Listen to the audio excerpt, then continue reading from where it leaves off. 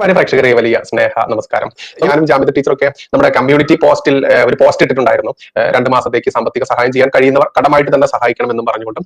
പക്ഷേ അതിലേക്ക് ഒരുപാട് ആളുകൾ കടമായിട്ടല്ലാതെ തന്നെ നമ്മളോടുള്ള സ്നേഹം കൊണ്ടും നമ്മളോടുള്ള ആത്മാർത്ഥത കൊണ്ടും സഹായിക്കാൻ വേണ്ടി തന്നെ ഒരുപാട് ആളുകൾ മുന്നോട്ട് വരുന്നുണ്ട്. അപ്പോൾ നമ്മൾക്ക് ഈ ഒരു മേഖലയുമായി ബന്ധപ്പെട്ട് നമ്മൾ പ്രവർത്തിക്കൽ തുടങ്ങിയത് കൊണ്ട് തന്നെ നമ്മൾക്ക് ബന്ധുക്കളോ അതല്ലെങ്കിൽ സുഹൃത്തുക്കളോ ഇല്ല എന്നുള്ളതാണ് സത്യം. അത്തരത്തിൽ നമ്മുടെ ഈ ചാനൽ മേഖലയിലുള്ള അതല്ലെങ്കിൽ നമ്മളോട് സ്നേഹമുള്ള നമ്മുടെ സംഘബന്ധുക്കൾ തന്നെയാണ് നമ്മുടെ ബന്ധുക്കളും സുഹൃത്തുക്കളും. അതുകൊണ്ട് തന്നെയാണ് നമുക്ക് പുറത്ത് ഒരാളോട് ഒരു രൂപ കടം ചോദിക്കാനോ അതല്ലെങ്കിൽ ഒരു രൂപ സഹായിക്കണമെന്ന് പറയാനോ പറ്റാത്തത്. അതുകൊണ്ട് തന്നെയാണ് നമ്മൾ ഈ ചാനലിലൂടെ പല കാര്യങ്ങൾ നിങ്ങളുടെ മുമ്പിൽ അവതരിപ്പിക്കുന്നതും ആവശ്യപ്പെടുന്നതും. അതുകൊണ്ട് തന്നെ ഈ എന്ത് കാര്യമുണ്ടെങ്കിലും നിങ്ങളുമായിട്ട് മാത്രമേ നമ്മൾക്ക് ഇത് ഷെയർ ചെയ്യാനായിട്ട് ഉള്ളൂ എന്നതാണ് സത്യം. കാരണം നമ്മൾ ഈ ചാനൽ മേഖലയിലേക്ക് വന്നതുകൊണ്ട് തന്നെ നമ്മുടെ ബന്ധുക്കളായാലും നമ്മുടെ സുഹൃത്തുക്കളായാലും നാട്ടുകാരായാലും നിങ്ങൾക്ക് അറിയാലോ, പ്രത്യേകിച്ച് ഞാൻ ജീവിക്കുന്നതൊക്കെ പെറ്റു വളർന്ന് ജീവിക്കുന്നത് മലപ്പുറം ജില്ലയിലാണ്, നിലമ്പൂർ സ്വദേശിയാണ്. അതുകൊണ്ട് തന്നെ എത്രത്തോളം ആയിരിക്കും ഇവരുടെയൊക്കെ ആ ഒരു ശത്രുത മനോഭാവം എന്നറിയാമല്ലോ. അതുകൊണ്ട് മാന്യ പ്രേക്ഷകർ തന്നെയാണ്, സംഘബന്ധുക്കൾ തന്നെയാണ് എന്റെ സുഹൃത്തുക്കൾ, എന്റെ ബന്ധുക്കൾ. അതുകൊണ്ട് എനിക്കൊരു തളർച്ച വന്നു കഴിഞ്ഞാൽ നിങ്ങളോട് മാത്രമാണ് അഭ്യർത്ഥിക്കുക. അപ്പോൾ ജാമിദ ടീച്ചറും തന്നെ എന്റെ ബുദ്ധിമുട്ട് കണ്ടിട്ട് ടീച്ചറും കമ്മ്യൂണിറ്റി പോസ്റ്റ് ആയിട്ട് ഇട്ടിട്ടുണ്ടായിരുന്നു, ബൈജുവിനെ സഹായിക്കാൻ പറ്റുന്നവർ സഹായിക്കുക എന്ന് പറഞ്ഞിട്ട്. അപ്പൊ നമുക്ക് ചോദിക്കാനുള്ളത് നമ്മുടെ സുഹൃത്തുക്കളോടും ബന്ധുക്കളോടുമാണ്. എന്റെ സുഹൃത്തുക്കളും എന്റെ ബന്ധുക്കളും എന്റെ ചാനൽ പ്രേക്ഷകർ തന്നെയാണ്. അപ്പൊ അത് കണ്ടുകൊണ്ടാണ് ജാമിദ ടീച്ചറും കമ്മ്യൂണിറ്റിയിൽ ഒരു പോസ്റ്റ് ഇട്ടത്. അപ്പൊ ഇതിന്റെ ആദ്യ കമന്റ് ആയിട്ട് ഹെൽപ്പ് ചെയ്യാനുള്ള അക്കൗണ്ട് നമ്പറും ഡീറ്റെയിൽസും കൊടുക്കുന്നുണ്ട്. വീണ്ടും പറയാം, എനിക്ക് എന്റെ വ്യക്തമായുള്ള കാര്യങ്ങൾ, അത് സഹായമായാലും അപേക്ഷയായാലും എല്ലാം എനിക്ക് വെക്കാനുള്ളത് മാന്യ പ്രേക്ഷകർക്ക് മുൻപിലാണ്. കാരണം എന്റെ സുഹൃത്തുക്കളായാലും എന്റെ ബന്ധുക്കളായാലും അതെല്ലാം എന്റെ ഈ ചാനൽ പ്രേക്ഷകർ തന്നെയാണ്. അതിലേക്ക് എന്റെ ബന്ധുക്കളായാലും എന്റെ സുഹൃത്തുക്കളായാലും എന്നെ വിട്ടുപോയത് ഈ ഒരു പച്ചയായ യാഥാർത്ഥ്യങ്ങൾ പച്ചയ്ക്ക് പറയുന്നത് കൊണ്ട് തന്നെയാണ്. അതുകൊണ്ട് സഹായിക്കാൻ പറ്റുന്നവർ ആദ്യ കമന്റ് വാച്ച് ചെയ്യുക, ആദ്യം പിൻ ചെയ്ത് വെച്ച കമന്റ് നോക്കുക എന്ന് മാത്രം വീണ്ടും അഭ്യർത്ഥിച്ചുകൊള്ളട്ടെ. നന്ദി, നമസ്കാരം, ജയ് ഹിന്ദ്, ജയ് ശ്രീറാം. കുറച്ചു ദിവസമായി നമ്മുടെ അൽസുഡൂസ് നമ്മുടെ ഫേസ്ബുക്കിൻ്റെ അടിയിൽ വന്നിട്ട് നിരന്തരം തെറി വിളിക്കുകയും ഒക്കെ ചെയ്തുകൊണ്ടിരിക്കുകയാണ്. ഇപ്പം ഇത്തരം തെറി വിളിക്കാരെയൊക്കെ കൈകാര്യം ചെയ്യാൻ നിയമമുണ്ടെന്ന് നമുക്ക് ബോധ്യപ്പെട്ടിട്ടുണ്ട്. നമസ്തേ ശിവരാജ് കുഞ്ഞു. നമുക്ക് മനസ്സിലാക്കി കഴിഞ്ഞു. ഇപ്പം തെറി വിളിക്കാർ കൂടുകയാണെങ്കിൽ നമുക്ക് അടിയുടെ അതേ ട്രാപ്പ് ഒതുക്കേണ്ടി വരുന്ന തോന്നുന്നു. നമ്മൾ എന്തായാലും തെറി വിളിച്ചതുകൊണ്ടൊന്നും നമ്മൾ പിന്മാറില്ല. സംഗതി മുന്നോട്ട് പോയിക്കൊണ്ടേയിരിക്കും. നമുക്ക് വിശ്വാസം അതല്ല എല്ലാം.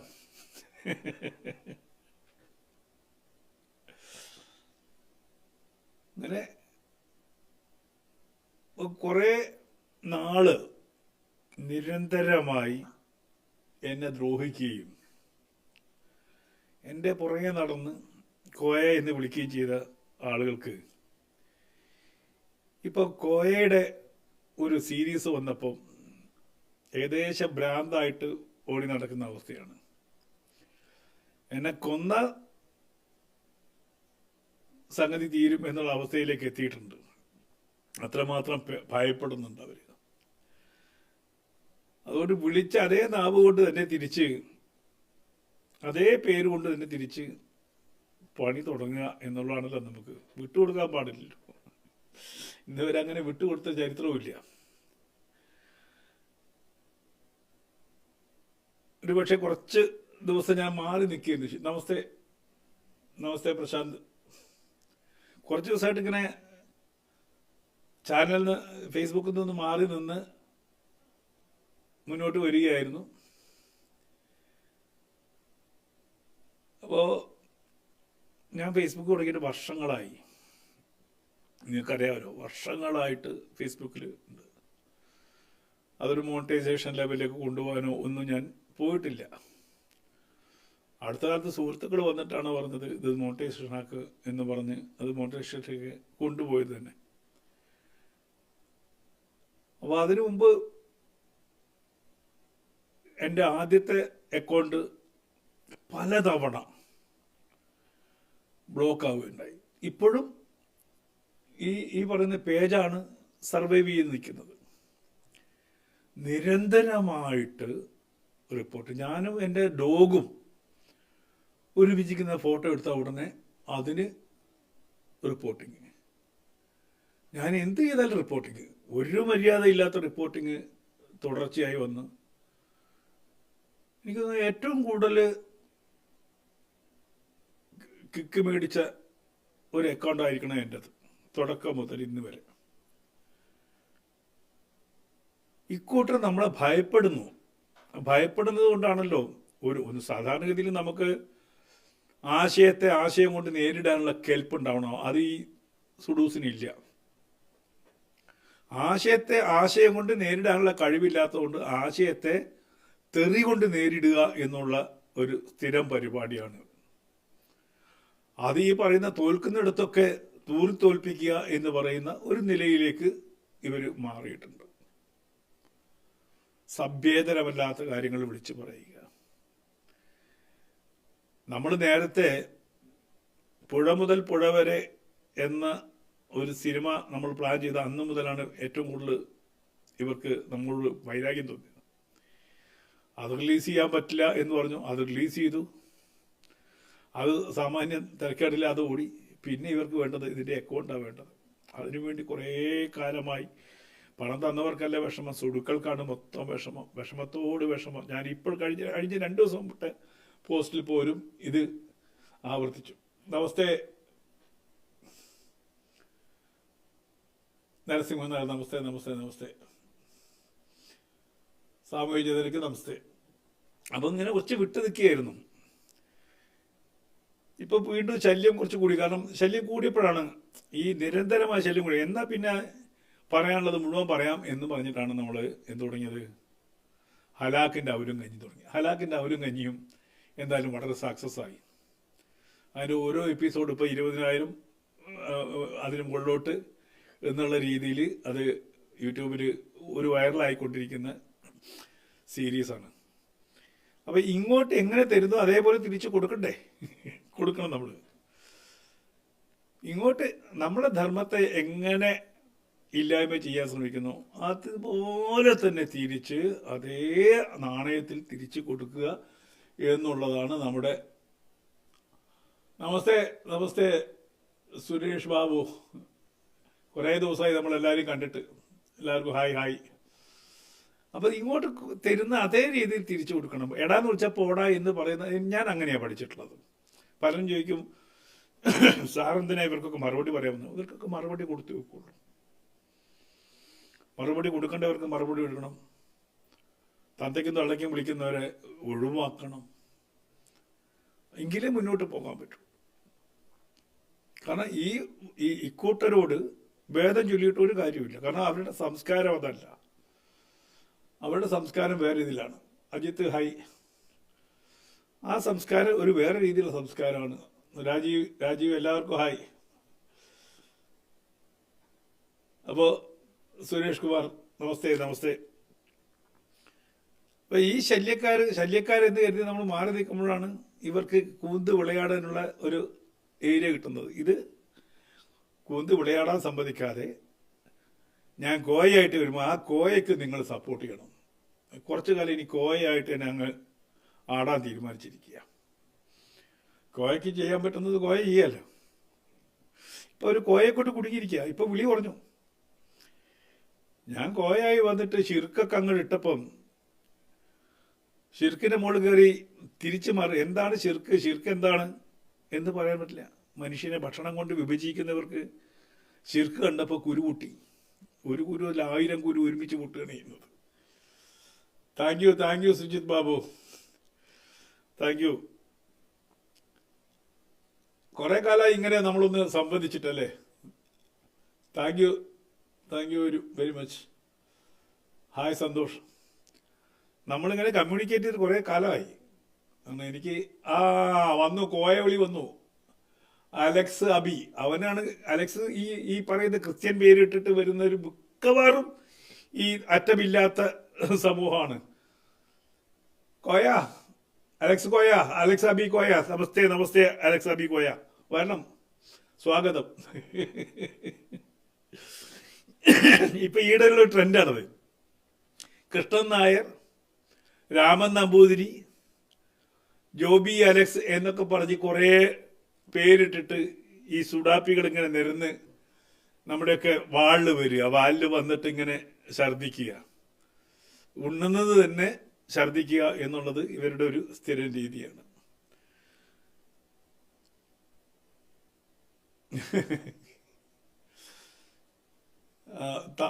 നമസ്തേ രാജഗോപാല പണിക്കര്.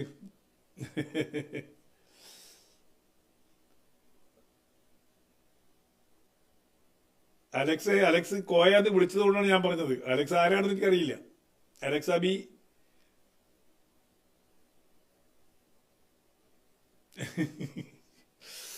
കാരണം ഞാനൊരു ധർമ്മം സ്വീകരിച്ച വ്യക്തിയാണ്. ആ ധർമ്മത്തെ അറിഞ്ഞ് സ്വീകരിച്ച വ്യക്തിയാണ്. അതുകൊണ്ട് തന്നെ എനിക്ക് ഒരുപാട് നഷ്ടങ്ങൾ ജീവിതത്തിൽ ഉണ്ടായിട്ടുണ്ട്. നമ്മൾ വിചാരിക്കും ധർമ്മം സ്വീകരിക്കുമ്പോൾ ധർമ്മത്തിനെ കാക്ഷിക്കുന്നവരൊക്കെ നമ്മുടെ കൂടെ നിൽക്കുന്നു. ആരും ഉണ്ടാവില്ല. അവർക്ക് ധർമ്മം വിട്ടുപോകുന്നതാണ് പലർക്കും ഇഷ്ടം. ധർമ്മത്തിലേക്ക് വരുന്നത് അല്ല ഇഷ്ടം. ഇപ്പം അടുത്ത കാലത്തുണ്ടായ ഏറ്റവും വലിയ ട്രെൻഡ്, ഹൈന്ദവ സമൂഹത്തിൽ നിന്ന് പല ആളുകളും ഈ വൈറ്റ് വാഷ് ചെയ്യാൻ വേണ്ടി ഇറങ്ങിയിട്ടുണ്ട്. അൽ ടീംസിനെ വൈറ്റ് വാഷ് ചെയ്യാൻ വേണ്ടി പലരും ഇറങ്ങിയിട്ടുണ്ട്. കുറെ നമ്പൂരിമാരും കുറെ എന്താ പറയാ, പറയാൻ പറ്റില്ല, കുറെ ഈശ്വരന്മാരും ഒക്കെ ഇങ്ങനെ രാവിലെ ഇറങ്ങുകയാണ് മഹോന്നതനെ പെയിന്റ് അടിക്കാൻ വേണ്ടിയിട്ട്. സമൂഹത്തിൽ വരുന്ന മാറ്റങ്ങളൊന്നും അവർ ശ്രദ്ധിക്കുന്നേ ഇല്ല. സമൂഹത്തിൽ വരുന്ന മാറ്റങ്ങളൊന്നും അവർ ശ്രദ്ധിക്കുന്നില്ല. പകരം അവർ ഈ വൈറ്റ് വാഷ് ചെയ്യാൻ വേണ്ടിയിട്ട് ഇറങ്ങിയിരിക്കുന്നത്. ആരെ വൈറ്റ് വാഷ് ചെയ്യുന്നത്? ഈ ഭീകരവാദികളെ വൈറ്റ് വാഷ് ചെയ്യാൻ വേണ്ടിയിട്ട്. നമ്മൾ കഴിഞ്ഞ ആഴ്ച നമ്മൾ ന്യൂസ് കേട്ടു, 13,000 പേരാണ് കോൺട്രിബ്യൂട്ട് ചെയ്തിരിക്കുന്നത് ഭീകരവാദത്തിന്. മലയാളികളായ 13,000 ഭീകരവാദികൾ. നമുക്ക് അവരെ ഭീകരവാദികളെ എന്ന് വിളിക്കാൻ പറ്റുള്ളൂ. ഭീകരവാദത്തിന് കോൺട്രിബ്യൂട്ട് ചെയ്യുന്നവരെ നമ്മൾ എന്ത് വിളിക്കണം? ഭീകരവാദികൾ എന്ന്. അങ്ങനെ 13,000 പേര് ഗൾഫിൽ അവരുടെയൊക്കെ പാസ്പോർട്ട് ഉടനെ നഷ്ടമാകുന്നു എന്നാണ് കേട്ടത്. നല്ല കാര്യം. കേരളം എന്ന് പറഞ്ഞിട്ടുണ്ടെങ്കിൽ ദൈവത്തിന്റെ സ്വന്തം നാടെന്ന് പറയുകയും ഇവിടെ ഭീകരവാദത്തിന്റെ സ്വന്തം നാടായി മാറുകയും ചെയ്തിട്ടുണ്ട്. ഞാനിത് വർഷങ്ങളായിട്ട് പറയുമ്പോൾ പലപ്പോഴും ആദ്യ കാലഘട്ടത്തിൽ ഞാൻ പറയുമ്പോൾ നമ്മൾ ജീവിക്കുന്നത് ഒരു ബോംബിന്റെ മുകളിലാണ് എന്ന് പറയുമ്പോൾ പലരും എന്നെ പുച്ഛിച്ചിട്ടുണ്ട്. പിന്നീട് നമ്മൾ കണ്ടു, ഇവിടുന്ന് തൂത്തുവാരി കൊണ്ടുപോകുന്നതും തീഹാർ ജയിലിൽ നിറയ്ക്കുന്നതും അതിന്റെ ഭാഗമായിട്ടാണ് ഇപ്പോൾ 13,000 അക്കൗണ്ടുകൾ 13,000 അക്കൗണ്ടിൽപ്പെട്ട ആളുകൾ ഈ NIA-യുടെ ലിസ്റ്റിൽ പെടുന്നത്. ഒന്ന് ആലോചിച്ച് നോക്കൂ. 1, 2, 3 വ്യക്തികളാണ് 13,000 പേര് ഈ കേരളത്തിൽ നിന്ന് ഭീകരവാദത്തിന് സഹായിക്കുന്നത്. അവരാരൊക്കെയാണെന്ന് നമുക്കിപ്പോൾ അറിയില്ല. പക്ഷെ അറിയും, സാവകാശം അറിയും, അറിയാതിരിക്കില്ല. ഇങ്ങനെയുള്ള ഭീകരവാദത്തിന്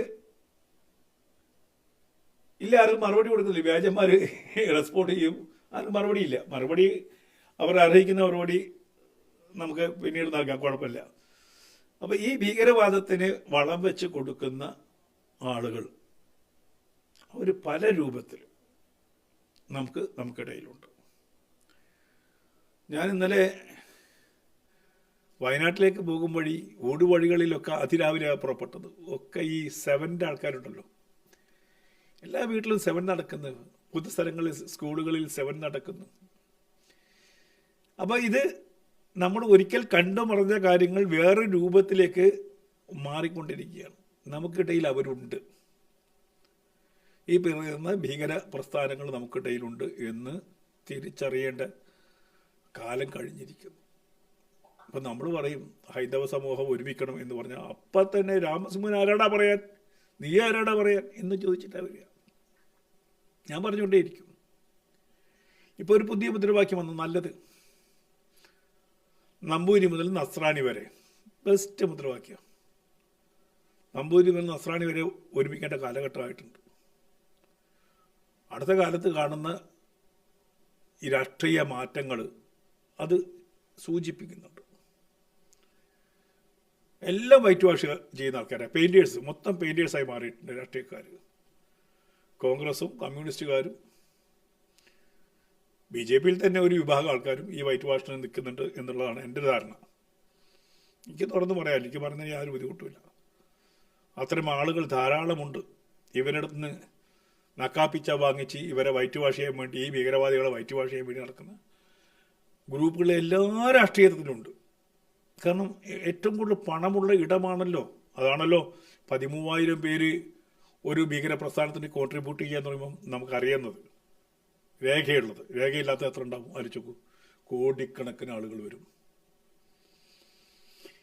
ഈ ഭീകരവാദികളെ പ്രൊമോട്ട് ചെയ്യാൻ വേണ്ടി കോടിക്കണക്കിന് ആളുകളുണ്ട്.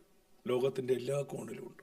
ഇന്ന് ലോകത്തിൻ്റെ എല്ലാ കോണിലും ഈ ഭീകരവാദത്തിൻ്റെ ദുഷിച്ച ഫലങ്ങൾ അനുഭവിച്ചുകൊണ്ടിരിക്കുക. ഒന്ന് ആലോചിച്ച് നോക്കൂ, വെറുതെ പോകുന്ന മനുഷ്യരുടെ ദേഹത്തേക്ക് വാഹനം ഇടിച്ച് കയറ്റുക.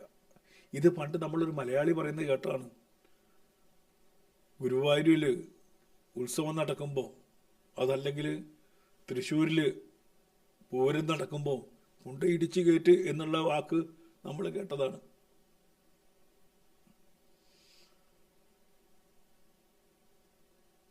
ഇങ്ങനെ കൊന്നോളൂ എന്നാ പറയുന്നത്. അതിൻ്റെ ഒരു രൂപം നമ്മളിപ്പോൾ ഇസ്രായേലിൽ കണ്ടു, US കണ്ടു, ലണ്ടനിൽ പാകിസ്ഥാൻ പതാക പറക്കുന്നത് കണ്ടു. ലോകത്തെല്ലായിടത്തുമുണ്ട്.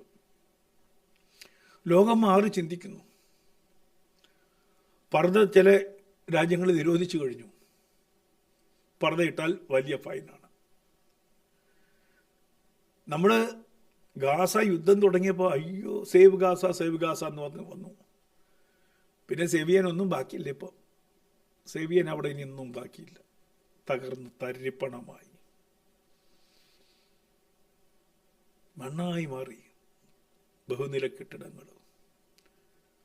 ഒരു വർഷം മുമ്പ് ജീവിച്ചിരുന്ന, വലിയ സമൂഹം ജീവിച്ചിരുന്ന ഉയർന്ന കെട്ടിടങ്ങൾ, നല്ല റോഡുകൾ ഒക്കെ ഉണ്ടായിരുന്ന ഇടം ഇന്ന് മരുഭൂമി പോലെയായി. എന്താ കാരണം? കാരണം മറ്റൊന്നല്ല, ഭീകരവാദം തന്നെയാണ് കാരണം. ഇസ്രായേൽ അതിൻ്റെ തലതൊട്ടപ്പന്മാർ മുതൽ പേര് പറഞ്ഞ് എണ്ണി എണ്ണി എണ്ണി എണ്ണി എണ്ണി ഡിഷും ഒക്കെ തീർത്തു. ഇപ്പോൾ കുറച്ച് മൺകൂനകളുണ്ട്. ആ മൺകൂനകൾക്കിടയിൽ പെരിച്ചാഴികളെ പോലെ അവിടെ ഇവിടെ കുറച്ച് ഭീകരവാദികളൂടെ അവശേഷിക്കുന്നുണ്ട്. തുടർ ദിവസങ്ങളിൽ അതും തീരും. സിറിയയിൽ നമ്മൾ കണ്ടു മാറ്റം. ഇപ്പം ലോകത്ത് മുഴുവനും ഈ പറയുന്ന വെള്ളപൂശിയെടുക്കുന്ന ഭീകരവാദം ലോകത്ത് മുഴുവനും ഉണ്ട് എന്നുള്ളത് കഴിഞ്ഞ ഒരു വർഷം കൊണ്ട് നമ്മൾ തിരിച്ചറിഞ്ഞു. അത് മാത്രമല്ല, തിരിച്ചറിവിൽ ഏറ്റവും സുഖകരമായൊരു തിരിച്ചറിവ്, ഇവിടെ മുക്കാൽ ചാനൽ വട്ടത്തിലിരുന്ന് വർത്തമാനം പറഞ്ഞിട്ടും ലോകത്തുള്ള ഈ 2-3 വേണമെങ്കിൽ പറയാൻ പറ്റും, ഇവിടെ മീഡിയ മുക്കാൽ, അതുപോലെ അൽ ജസീറ ചാനൽ, ഇങ്ങനെ 1-2 ചാനലുകളാണ് ഇവർക്ക് വേണ്ടിയിട്ട് കണ്ണീരൊഴുക്കിയത്. വേറെ ലോകത്ത് ഒരു ചാനൽ കണ്ണീരൊഴുക്കിയില്ല. ഒരു രാജ്യവും മുന്നോട്ട് വന്നില്ല ഈ ഭീകരവാദത്തെ സപ്പോർട്ട് ചെയ്യാൻ. ഒരു അറബ് രാജ്യവും, ഇറാൻ ഒഴികെ ഒരു അറബ് രാജ്യവും വന്നില്ല. അതാണ് മാറ്റം. അടുത്ത കാലത്തുണ്ടായാലും ഏറ്റവും വലിയ മാറ്റം അതാണ്. മറ്റങ്ങനെയല്ല, അയ്യോ ഞങ്ങളെ കൊല്ലുന്നേ എന്ന് പറയുമ്പോഴത്തേക്കും സപ്പോർട്ട് ചെയ്യാൻ വേണ്ടി കുറേ ഇത് ആദ്യം സപ്പോർട്ട് ചെയ്യാൻ നോക്കി. പക്ഷേ ആ സപ്പോർട്ടൊക്കെ ആ ഇസ്രായേലിൽ ഇവർ നടത്തിയ ഭീകരവാദത്തിൻ്റെ, കൊലപാതകത്തിൻ്റെ ആ തീക്ഷ്ണമായ ചിത്രങ്ങളിൽ നിന്ന് ലോകം മനസ്സിലാക്കി. ഇത് കൊടുത്തു വാങ്ങുന്നവരാണെന്ന് ലോകം മനസ്സിലാക്കി. ലോകത്തെല്ലായിടത്തും കൊടുത്തു വാങ്ങുകയാണെന്നുള്ളതും ലോകം മനസ്സിലാക്കി. അതുകൊണ്ട് തന്നെ 2024 ലോകത്ത് മുഴുവനും ചില പാഠങ്ങളുണ്ടായി എന്നുള്ളതാണ്. അത് പഠിക്കാത്ത ഒരു രാജ്യത്തിലെ ഒരു സ്റ്റേറ്റ് വേണമെങ്കിൽ കേരളം എന്ന് വേണം പറയാം. അവിടെ ഇപ്പോൾ CPM ഇവർക്കൊക്കെ എതിരാണെന്ന് പറയുകയും എന്നാൽ അവരുടെ കൂടെയാണ് എന്നുള്ള നിലയിലാണ് ഇപ്പോൾ പോയിക്കൊണ്ടിരിക്കുന്നത്. UDF പിന്നെ പൂർണ്ണമായിട്ടും അവരെ കെട്ടിപ്പിടിച്ച് കഴിഞ്ഞു, അല്ലാതെ നിലനിൽപ്പില്ല. ഈ രാജ്യവിരുദ്ധർക്കൊപ്പം നിൽക്കുകയല്ലാതെ UDF വേറെ വഴിയില്ല. അതുകൊണ്ട് തന്നെ കിട്ടുന്ന അവസരങ്ങളിലൊക്കെ ഇന്ത്യ വിരുദ്ധത സാക്ഷാൽ പപ്പു വിളമ്പും. ഒരിക്കലും ഇന്ത്യയുടെ കൂടെ നിൽക്കില്ല. ഇന്ത്യയുടെ ശത്രുരാജ്യങ്ങൾക്കൊപ്പം നിന്ന് ഇന്ത്യയെ പഴിക്കുന്ന ഒരു രാഷ്ട്രീയ പ്രസ്ഥാനമായിട്ട് കോൺഗ്രസ് മാറി.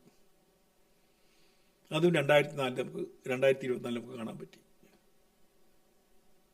രാജ്യവിരുദ്ധത ഒരു ഭാഗത്ത്, സമ്പൽ അടുത്ത കാലത്ത് നടന്നത് സമ്പലിൻ്റെ അക്രമം. പക്ഷേ യോഗി ആദിത്യനാഥ് കൃത്യമായിട്ട് കൊടുത്തു പണി. ഇപ്പം അവിടെ ഒരാളും അനക്കവും ഇല്ല, ഒരു കുഞ്ഞുമില്ല, എല്ലാം ടക്കാന്ന് പറഞ്ഞ് പോയി. ഇപ്പം അവിടെ അതാ കുഴിക്കുന്നു. മൂടിയിട്ട ഭാരതത്തിൻ്റെ സംസ്കാരങ്ങൾ ഇങ്ങനെ ഓരോന്നായി പുറത്തേക്ക് വരുന്നു. ക്ഷേത്രങ്ങൾ ഇങ്ങനെ കണ്ടുപിടിക്കപ്പെടുന്നു, അടച്ചുപൂട്ടിയ ക്ഷേത്രങ്ങൾ കണ്ടുപിടിക്കപ്പെടുന്നു. ഇന്നലെ യോഗി ആദിത്യനാഥ് കൃത്യമായിട്ട് പറഞ്ഞു, 1 ഇഞ്ച് ഭൂമി കൊടുക്കൂല. വഖഫ് എന്ന് പറഞ്ഞു കഴിഞ്ഞാൽ അത് മാഫിയ ബോർഡാണെന്ന് ഒരു സംശയത്തിനും ഇല്ലാത്ത രീതിയിൽ ആര് പറഞ്ഞു? യോഗി ആദിത്യനാഥ്. അദ്ദേഹത്തെ പോലെ നട്ടലുള്ള ഒരു 4 ഭരണാധികാരികളുടെ ഇന്ത്യ രാജ്യം രക്ഷപ്പെട്ടു. 2 ദിവസം മുമ്പ് അവിടെ ഒരു പോലീസ് സ്റ്റേഷൻ ഉണ്ടാക്കുന്നുണ്ട്, ഈ സമ്പലിലെ പള്ളിയുടെ തൊട്ടടുത്ത് വലിയൊരു പോലീസ് സ്റ്റേഷൻ. അത് വഖഫിൻ്റെ ആണെന്ന് പറഞ്ഞ് ഒരു കൂട്ടർ വന്നു. ഞാൻ വഖഫിന് കൊടുത്തതാണ്, ഞങ്ങളുടെ ഫാമിലി വഖഫിന് കൊടുത്തതാണ്. ആണോ? അതെ ആണ്, ഞങ്ങൾ വഖഫിന് കൊടുത്തതാണ്. രാവിലെ പറഞ്ഞ് വൈകുന്നേരം ആയപ്പം ആ കൂട്ടർ വന്നിട്ട് ഒരൊറ്റ കരച്ചില്ല, ഇത് വഖഫിൻ്റേതല്ലട്ടോ, ഇത് കോർപ്പറേഷൻ്റെ ഭൂമിയാണ്, ഞങ്ങൾ വെറുതെ പറഞ്ഞതാ, ഞങ്ങൾക്ക് ഈ ഭൂമിയിൽ ഒരു അവകാശമില്ല, വഖഫിൻ്റെ ഒരു അവകാശമില്ല. സംഗതി എന്താ? രാവിലെ വഖഫിൻ്റെ ആണെന്ന് പറഞ്ഞ ആൾക്കാരുടെ യോഗി പറഞ്ഞു, ഒരു കാര്യം ചെയ്യും, ആ പറഞ്ഞ ആൾക്കാരുടെ ഭൂമിയുടെ കംപ്ലീറ്റ് ഡീറ്റെയിൽസ് ഒന്ന് പൊക്കുമെന്ന് പറഞ്ഞു. ഡീറ്റെയിൽസ് പൊക്കാൻ പോകുമെന്ന് പറഞ്ഞപ്പോൾ സംഗതി കയ്യിൽ നിന്ന് പോകുമെന്ന് പറഞ്ഞു. അവരുടെ മുഴുവൻ സ്വത്തും പോവും. കേരളത്തിലെ മാപ്രകൾക്ക് നല്ല, തീർച്ചയായിട്ടും കേരളത്തിലെ മാധ്യമങ്ങൾക്ക് ഈ തീവ്രവാദികളെ വളർത്തുന്നതിൽ ഏറ്റവും കൂടുതൽ പങ്കാളിത്തമുള്ളത് കേരളത്തിലെ മാധ്യമങ്ങൾക്കാണെന്ന് പറയുന്നതിൽ യാതൊരു സംശയവുമില്ല. തീവ്രവാദത്തിൻ്റെ കാര്യത്തിൽ 3/4 ചാനലും ബാക്കി ചാനലും ഒരേപോലെ തന്നെ. തീവ്രവാദത്തിൻ്റെ നിലപാടുകളിൽ 3/4 ചാനലിൻ്റെ അതേ നിലപാടാണ് ബാക്കി ഈ പറയുന്ന മാ എല്ലാത്തിനും. മാപ്രകൾ ജീവിക്കുന്നത് പോലും എനിക്ക് തോന്നുന്നു ഇവർ കൊടുക്കുന്ന വെളിച്ചെണ്ണയുടെ പണം കൊണ്ടാണെന്നാണ് എനിക്ക് തോന്നുന്നത്. ഇങ്ങനൊരു വിരുദ്ധത ഉണ്ടാവും, രാജ്യവിരുദ്ധത മാപ്രകൾക്ക്. ഒരൊറ്റ ചാനൽ പോലും ഇപ്പം ഈ സമ്പലിലെ ഇഷ്യൂസ് ഒരു ചാനലും മിണ്ടിയില്ല. ബംഗ്ലാദേശിലെ ഇഷ്യൂസ് വല്ലത് പറഞ്ഞോ? അവിടെ ഹൈന്ദവരെ നിരന്തരം ആട്ടി ഓടിക്കുകയും കൊല്ലപ്പെടുകയും ചെയ്തപ്പം ഒരു മാപ്രയെ അനങ്ങിയില്ലല്ലോ. മാപ്രകൾ ഇവിടെ ഇങ്ങനെ വട്ടം ചുറ്റിയിരുന്നു. ഒരു ഒരു ഒരു ഒരു നല്ല വാക്ക് പോലും പറഞ്ഞില്ല മാപ്രകൾ അവർക്ക് വേണ്ടിയിട്ട്. അതേ സമയത്ത് ഇവിടെ ഇപ്പോൾ ഈ ക്ഷേത്രങ്ങളെ ആക്രമിക്കുന്ന കാര്യത്തിൽ ഇപ്പം മലപ്പുറത്ത് ഒരു ക്ഷേത്രം പൊളിച്ച് പള്ളി ഉണ്ടാക്കിക്കൊണ്ടിരിക്കുന്നു, പൊന്നാനിക്കടുത്ത് മലപ്പുറം ഉണ്ടാക്കുന്നു, ഒക്കെ വഖഫ് എന്ന് പറഞ്ഞു. വഖഫ് എവിടെ എത്തി? പിണറായി വിജയൻ ഇതാ കമ്മീഷൻ ഇടുന്നു, ഇതാ ഇപ്പം ആവും വഖഫ്. ഒന്നും ആവില്ല. വഖഫ് നേരെയാണെങ്കിൽ കേന്ദ്രം മുന്നിട്ട് ഇറങ്ങിയാലുള്ളൂ. എന്താ ഈ വഖഫിൻ്റെ വെടി അവിടെ ഏക്കാത്തത്, യു പിയിലേക്കാത്തത്? നേരത്തെ പറഞ്ഞ പോലെ അവിടെ നട്ടലുള്ളൊരു ഭരണാധികാരിയുണ്ട്, ഊരിയെടുക്കും. ഒരു കുഞ്ഞു പ്രശ്നങ്ങൾ പോലും ഇല്ലാതെ ഇപ്പോൾ അവിടെ ഖനനം നടക്കുന്നു, ഉത്ഖനനം നടക്കുന്നു, ക്ഷേത്രങ്ങളൊക്കെ പേരടിച്ച് വൃത്തിയാക്കുന്നു, പൂജകൾ തുടങ്ങുന്നു, ശംഖനാഥം കേൾക്കുന്നു. ആർക്കും ഒന്നും പറയണ്ട. കാരണം എന്താ? സത്യമാണ്. സമ്പലിൽ ഓരോ ക്ഷേത്രവും പുറത്തേക്ക്, അത് ഈ പറയുന്ന കൂട്ടരുടെ വീടിൻ്റെ ഒരു ചുമര് ക്ഷേത്രമാക്കി മാറ്റിയിരിക്കുന്നു, എന്നിട്ട് മറച്ചു കിട്ടിയിരിക്കുന്നു. നൂറ്റാണ്ടുകൾ പഴക്കമുള്ള കുളങ്ങൾ, ഭൂമിക്കടിയിലുള്ള കുളിസ്ഥലങ്ങൾ, അത് അടച്ചു കിട്ടി അതിൻ്റെ മുകളിൽ വീട് വെച്ചിട്ട് നിൽക്കുകയാണ്. നമുക്കൊന്നും അറിയില്ല എന്നാണ് പറഞ്ഞത്. നമ്മളൊക്കെ അറിഞ്ഞ് ഇവരടി കൂടി തുറന്നു പോയി. നോക്കുമ്പോൾ എന്താണ്? ഈ പറയുന്ന കെട്ടിൻ്റെ മുകളിലാണ് പല ദിവ്യക്ഷേത്രങ്ങൾ, ദിവ്യമായ കുളങ്ങളുണ്ട് അവിടെ, പാപമുക്തിയുള്ള കുളങ്ങൾ. ഇതൊക്കെ കാലങ്ങൾക്ക് മുമ്പേ രേഖപ്പെടുത്തി വെച്ചുള്ള രേഖകളുമുണ്ട്. ആ കുളങ്ങളൊക്കെ മേലെ കോൺക്രീറ്റ് ഇട്ട് മൂടി അതിൻ്റെ മുകളിൽ വീട് വെച്ച് സൂചിച്ച് ജീവിക്കുന്നു. ഒക്കെ പൊളിച്ചു, ഒക്കെ തുറന്നെടുത്തു. യോഗി ആദിത്യ പറഞ്ഞു വേറെ വർത്താനൊന്നുമില്ല, തുറക്കുക പൊളിക്കുകയെന്ന് പറഞ്ഞു. പൊളിച്ചു, തുറന്ന് 3 നില പള്ളി സർക്കാർ ഭൂമി കയ്യേറി വെച്ചിരിക്കുന്നു. പൊളിക്കാൻ പറഞ്ഞു, പൊളിച്ചുകൊണ്ടിരിക്കുക. നിങ്ങളൊന്ന് സെർച്ച് ചെയ്ത് നോക്കൂ. യൂട്യൂബിൽ കയറിയിട്ട് സാമ്പൽ എന്ന് അടിച്ചു കൊടുത്താൽ മതി. അവിടുത്തെ യഥാർത്ഥ അവസ്ഥ, യു പിയിലെ യഥാർത്ഥ അവസ്ഥ ഇപ്പം തിരിച്ചു വരും. ഓരോന്നും വീണ്ടെടുക്കുകയാണ്. ഈ പറഞ്ഞ യു പിയിൽ മാത്രമല്ല, പൊതു ഇടം കയ്യേറി പള്ളി വെച്ചിട്ടിരിക്കുന്നത്. നിങ്ങളൊന്ന് പോയി നോക്കൂ. അടിവാരത്ത് പോയി നോക്കൂ. അടിവാരത്ത് നിങ്ങൾ പോകുമ്പോൾ ഇടതുവശത്ത് വലിയൊരു പള്ളി കാണാം. ആ പള്ളിയുടെ മുറ്റം എവിടെയാണെന്ന് നോക്കൂ. ഒരു പൊതു തോട് കയ്യേറി അതിൻ്റെ മുകളിൽ സ്ലാബ് ഇട്ടിട്ടാണ് ആ പള്ളിയുടെ മുറ്റം നിൽക്കുന്നത്. അടിവാരത്തിന് നടുക്കുകൂടി ഒഴുകുന്ന ഒരു ചെറിയ അരുവിയുണ്ട്. ഒരു അരുവിയുണ്ട് അവിടെ. ഞാൻ തമാശ പറഞ്ഞതല്ല. ഒരു നമ്മുടെ പ്രകൃതിദത്തമായിട്ട് പോകുന്ന ജലസ്രോതസ്സുകളുടെ മുകളിലൊന്നും ഇങ്ങനെ അടച്ചു കെട്ടാൻ ആർക്കും ഒരു പ്രൈവറ്റ് വ്യക്തിക്കോ അവകാശമില്ല. ഒരു വലിയ ഉരുൾപൊട്ടലോ മറ്റോ ഉണ്ടായാൽ ഇതിനെ താങ്ങുന്നത് ഈ പറയുന്ന നീർച്ചോലകളാണ്. അതിലൂടെയാണ് ഒഴുകി പോകുന്നത്.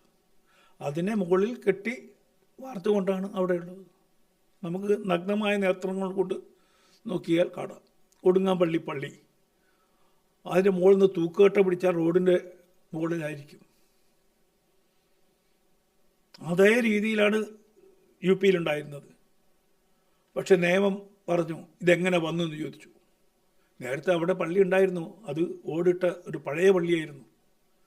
പക്ഷെ അത് പുതുക്കിയപ്പോൾ ഈ രാജ്യത്തെ നിയമങ്ങൾ വല്ലതും പാലിച്ചിട്ടുണ്ടോ നിങ്ങൾ ചെന്ന് നോക്കൂ. കോഴിക്കോട് ജില്ലാ കളക്ടറോട് ചോദിച്ചു നോക്കൂ അതിനെങ്ങനെ പെർമിഷൻ കിട്ടിയെന്ന്.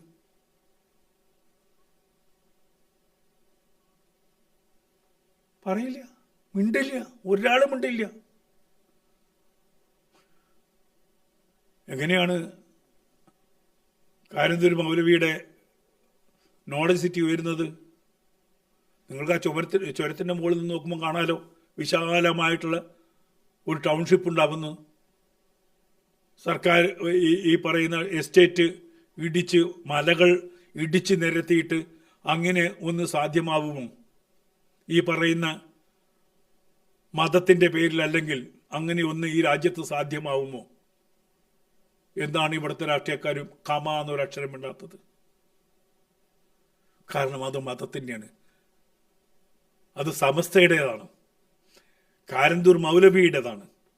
അവിടെ നാളെ ഇടിഞ്ഞ് വെളിഞ്ഞ് വീണിട്ട് ആരോ മരിച്ചെന്നോ മരിച്ചില്ലെന്നോ ഒക്കെ കേട്ടോ നമ്മൾ. പിന്നീട് വാർത്ത വല്ലതും കേട്ടോ? കേട്ടില്ല. അതേപോലെ തന്നെയാണ് ഈ പറയുന്ന യു പിയിലും ഇവർ ചെയ്തത്. പൊതു ഇടം കയ്യേറിക്കൊണ്ട് അവിടെ പള്ളിയുടെ 3 ലെവല് കെട്ടിയുണ്ടാക്കി. JCB ഒന്ന് അടിയെന്ന് മാതിയപ്പോൾ അവർ പറഞ്ഞു ഞങ്ങൾ ചെയ്തോളാം. ഇപ്പം അവർ തന്നെ പള്ളി പൊളിച്ചുകൊണ്ടിരിക്കുകയാണ്. പലയിടവും അവർ തന്നെ പൊളിച്ചുകൊണ്ടിരിക്കുകയാണ്.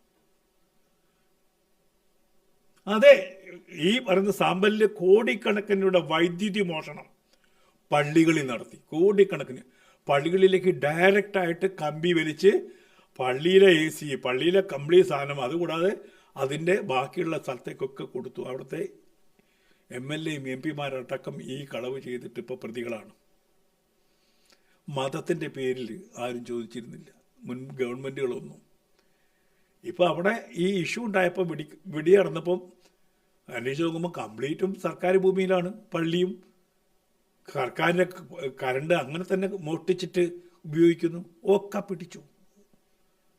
സംഭാല് ക്ലീനാക്കിക്കൊണ്ടിരിക്കുന്നു UP ഗവൺമെൻറ്. ആരും എന്താ മോദിക്കെതിരെ വാളെടുത്ത് ഇറങ്ങാത്തത്? ഇറങ്ങിയ വിവരം അറിയും. ഇവിടെയുള്ള ഭരണകൂടത്തിന് നട്ടലില്ല. ഈ പറയുന്ന എൻക്രോച്ച്മെന്റ് ഒന്നും തടയാൻ നട്ടലില്ല. കാരണം മതത്തിൻ്റെയാണ്, അത് വോട്ടാണ്. ഈ വോട്ട് നിങ്ങൾ ഗൂഗിൾ ചെയ്ത് നോക്കൂ. ഗൂഗിളിൽ നിങ്ങൾക്ക് സ്കെച്ച് കിട്ടുമല്ലോ. നിങ്ങൾ അടിവാരത്തിൻ്റെ ഗൂഗിൾ എടുത്ത് നോക്കൂ. തോട് കാണാൻ പറ്റില്ല ഒരു പ്രദേശത്ത്. മതം പബ്ലിക് പ്രോപ്പർട്ടി കയ്യേറിയാൽ ചോദ്യമല്ല. ഒരു മതത്തിൻ്റെ ആരാധനാ കേന്ദ്രം കയ്യേറിയാൽ ചോദിക്കാൻ പാടില്ല. അപ്പോൾ 91 ആക്ട് കൊടുത്തു വരും. ഇപ്പോൾ സംഭാവന സംഭവിച്ചിരിക്കുന്നത് എന്താണ്? കൃത്യമായിട്ടൊരു അമ്പലത്തിനെ പള്ളിയായിട്ട് മാറ്റി.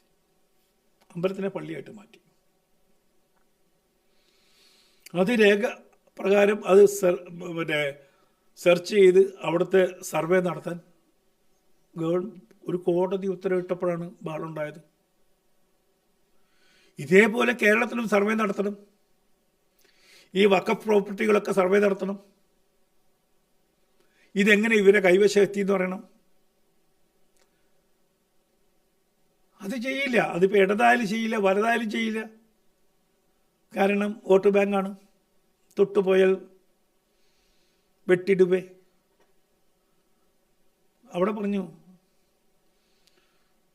ഹിന്ദുവിനെ വിഭജിച്ച് മുന്നോട്ട് പോകാൻ നോക്കണ്ട, ഞങ്ങൾ തട്ടിടുവേ എന്ന് പറഞ്ഞു. യോഗി അങ്ങനെ തന്നെ പറഞ്ഞു, തട്ടിടുവേ എന്ന് പറഞ്ഞു. അവിടെ കാര്യങ്ങളൊക്കെ സ്മൂത്തായിട്ട് നടന്നു. ഇപ്പോൾ അവിടെ വലിയൊരു സംഭവം നടക്കാൻ പോവുകയാണല്ലോ. സകല സന്യാസിമാർ അങ്ങോട്ട് കുംഭമേള നടക്കാൻ പോകുന്നു. അത് ഞങ്ങളുടെ സ്ഥലമാണ്. ആണോ? പള്ളി ചെന്ന് പറഞ്ഞാൽ മതി.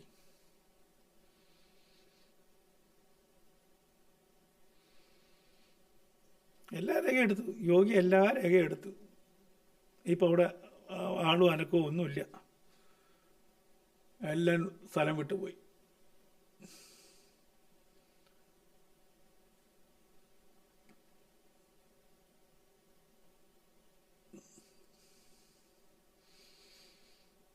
സത്യമാണ്.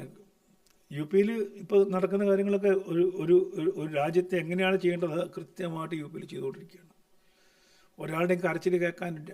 ഇവിടെ നിന്ന് ആരും കൊല്ലുന്നേന്ന് കരച്ചിലില്ല. അവിടെ കല്ലെറിഞ്ഞ സ്ത്രീകളെ ഫോട്ടോ എല്ലാത്തിനും വീഡിയോ ഉണ്ട്. വീടിൻ്റെ മുകളിൽ നിന്ന് ഇത്താത്തമാർ കല്ലെടുത്ത് നല്ല ഏറെറിഞ്ഞു. ഇപ്പം എല്ലാം അകത്ത് കിടക്കുക. ഒരു മയം ഉണ്ടായിരുന്നില്ല. സ്ത്രീകളാണെന്നൊന്നും നോക്കിയില്ല. സ്ത്രീകൾക്ക് അങ്ങനെ കല്ലെറിയാനുള്ള അവകാശമുണ്ടോ? ഇല്ല. രാജ്യത്തിൻ്റെ നിയമം പാലിച്ചു നോക്കുള്ളൂ. വീഡിയോ എടുത്ത് തെളിവ് സഹിതം പൊക്കിയെടുത്ത് അകത്തിട്ട് ഇപ്പം താത്താമാരൊക്കെ അകത്ത് കിടക്കുക യു പിയിലെ. നിയമം തന്നെയാണ്. അതിപ്പം ക്ഷേത്രം കയ്യേറിയാലും ഇതേ രീതി. ക്ഷേത്രങ്ങൾ കയ്യേറാറില്ല. അപ്പോൾ കേരളത്തിലെ ക്ഷേത്രങ്ങളൊക്കെ റോഡിൽ നിന്ന് അകന്നാണ്. റോഡിൽ നടക്കുന്ന ക്ഷേത്രങ്ങളില്ല. ആരും പണിയേയില്ല.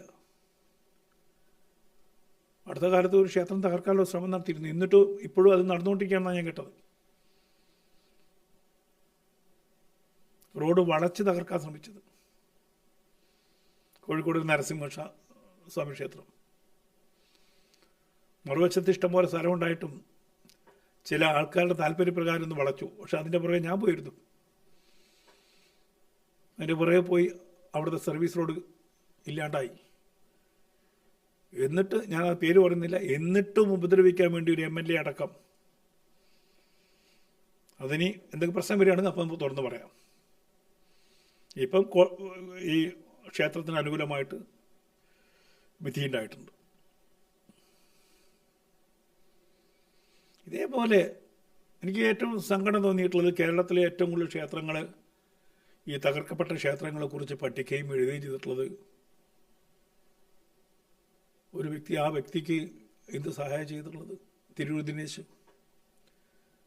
ഈ തിരൂർ ദിനേശാണ് ഏറ്റവും കൂടുതൽ ക്ഷേത്രങ്ങളുടെ പുറകെ പോയിട്ട് തകർക്കപ്പെട്ട ക്ഷേത്രങ്ങളും ഒക്കെ പുറത്തു കൊണ്ടുവന്നത്.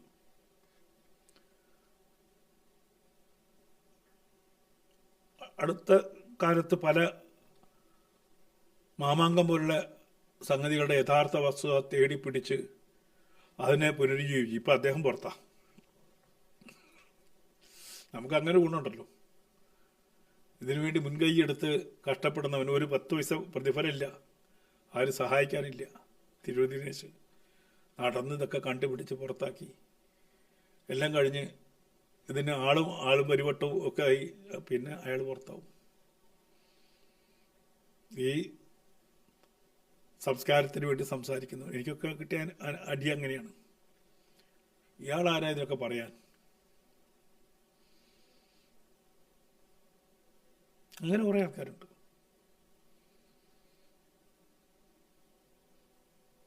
എന്നിട്ട് ഞങ്ങൾ ഇന്ന ആളാണ്, ഞങ്ങളാണ് സംരക്ഷിക്കുന്നത് എന്ന് പറഞ്ഞ് കുറേ നടക്കുന്നുണ്ട്. കോഴിക്കോട് തളി ക്ഷേത്രത്തിൻ്റെ ഹാള് ഇന്ന് ജൂബിലി ഹാളല്ല. അത് കഴിഞ്ഞപ്പോഴാണ് ഞാൻ BJP രാജിവെച്ചത്. ആ തളി ക്ഷേത്രം അതിൻ്റെ ഹാള് പേര് പോലും സംരക്ഷിക്കാൻ കഴിഞ്ഞിട്ടില്ല ഹൈന്ദവ സമൂഹത്തിന്. ക്ഷേത്രഭൂമിയിൽ പണിത ഒരു ഹാള് ഇപ്പം അബ്ദുറഹിമാൻ സാഹിബിൻ്റെ പേരിലാണ്, ജൂബിലി ഹാളല്ല. സ്വാതന്ത്ര്യ സമര സേനാനികൾക്ക് മൊത്തമായിട്ട് അവരുടെ ഓർമ്മയ്ക്കായിട്ട് തളി ക്ഷേത്രം വിട്ടുകൊടുത്ത ഭൂമിയിൽ തളിയുടെ തീണ്ടാരിക്കുളമായിരുന്നു. ആ കുളത്തിൽ നികത്തി ഉണ്ടാക്കിയ ക്ഷേത്രത്തിൽ ഇന്ന് ക്ഷേത്രത്തിന് പവറില്ല, ഹിന്ദുവിന് പവറില്ല.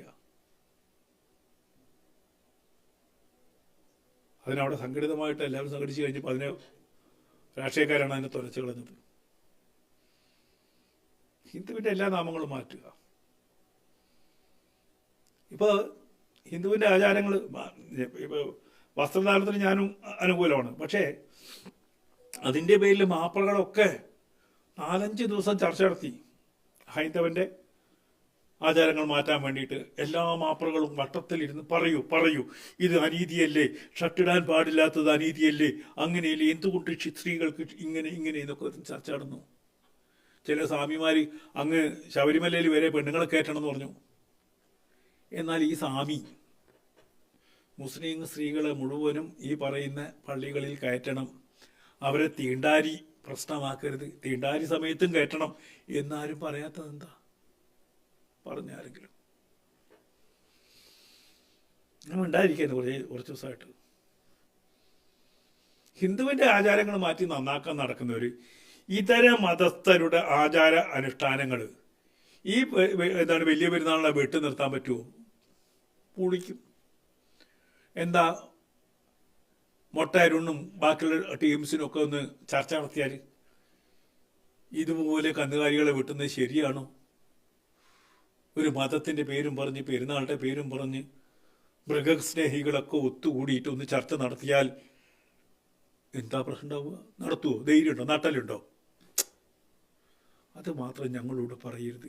ഹിന്ദുവിൻ്റെ ആചാരങ്ങളെ എങ്ങനെ വേണമെങ്കിലും ഞങ്ങൾ മാറ്റാൻ വേണ്ടിയിട്ട് എത്ര ചർച്ച നടത്താനും ഞങ്ങൾ തയ്യാറാണ്. പക്ഷേ ഇതര മതസ്ഥരുടെ, പ്രത്യേകിച്ച് ഇസ്ലാമിൻ്റെ വസ്ത്രത്തെക്കുറിച്ചോ സ്ത്രീ സ്വാതന്ത്ര്യത്തെക്കുറിച്ചോ സ്ത്രീ അടിമത്തത്തെക്കുറിച്ചോ അല്ലെങ്കിൽ അടിമത്ത സമ്പ്രദായത്തെക്കുറിച്ചോ കമാന്നൊരു ചർച്ച നടത്താൻ ഇവിടുത്തെ മാപ്പിളകൾ കഴിയുമോ? കഴിയില്ല.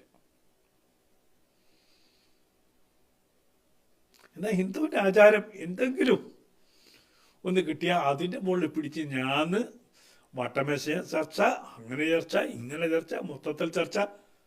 സ്വാമിമാരും കൂടുന്നു വെള്ള പൂശാന്, ആരെ പൂശാന്. എല്ലാവർക്കും ഹിന്ദു മതത്തിലെ ആചാരങ്ങളെ മോശമായിട്ടുള്ളൂ, വേറെ ഒക്കെ നല്ലതാ, ബാക്കിയൊക്കെ നല്ലതാ. ഇതാണ് കഴിഞ്ഞ ആഴ്ച ഞാൻ കുറച്ച് ദിവസം മിണ്ടണ്ട എന്ന് പറഞ്ഞിരിക്കുകയാണ്. ഇതര മതസ്ഥരുടെ ആചാര അനുഷ്ഠാനങ്ങളൊക്കെ നല്ലത്. പെണ്ണുങ്ങൾ പള്ളി കയറാൻ പാടില്ലാത്തത് നല്ലത്, കുത്രാത്തീപ് നല്ലത്, കോഴി വെട്ട്, ആട് വെട്ട്, പോത്ത് വെട്ട് നല്ലത്.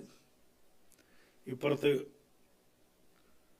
ഒരു കുപ്പി കള്ള് വെച്ചാൽ മോശം, ഒരു കോഴിയെ വെട്ടിയാൽ മോശം. ഇതൊരു അനീതിയാണ്.